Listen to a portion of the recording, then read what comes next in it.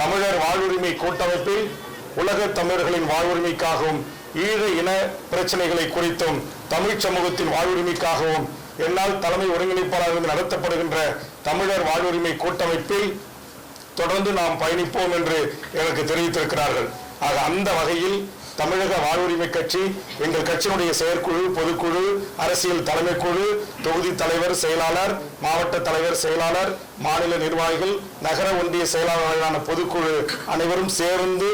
எடுத்த முடிவுக்கிணங்க அவர்கள் அனைவரும் சேர்ந்து எனக்கு அளித்த அந்த அதிகாரத்தின் அடிப்படையில் இன்று முதல் தமிழக வாழ்வுரிமை கட்சி திமுக தலைமையிலான கூட்டணியில் இருந்து விலகுவது என்பதை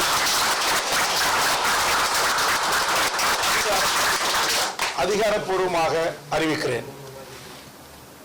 இதற்கு பிறகு தமிழக வாழ்வுரிமை கட்சி முக்கிய தலைவர்களோடு கலந்து ஆலோசனை செய்து இப்போது கூட நீங்கள் பார்த்திருக்கலாம், அலுவலகத்தில் சுமார் 25க்கும் மேற்பட்ட பல்வேறு தமிழ் தேசிய அமைப்புகள், பெரியாரி இயக்கங்கள், ஒடுக்கப்பட்ட விளிம்பு நிலை மக்களுக்காக போராடுகின்ற அமைப்பினுடைய தலைவர்கள் என்னை சந்திக்க வருகின்றிருக்கிறார்கள். அதனால் அவர்களோடு கலந்து பேசி இன்னும் தமிழ்நாட்டில் இருக்கிற பல்வேறு அரசியல் கட்சி தலைமைகளோடு கலந்து பேசி நான் வைத்திருக்கிற பிரதான இந்த 10 கோரிக்கையை ஏற்றுக்கொள்கின்ற, இந்த 10 கோரிக்கைக்காக என்னோடு போராட்ட களத்திற்கு களமாட வருகின்ற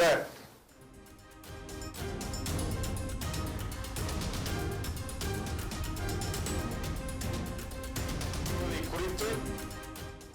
நண்பர்களை அழைத்து அதிகாரப்பூர்வமாக நான் அறிவிப்பு செய்ய இருக்கிறேன்.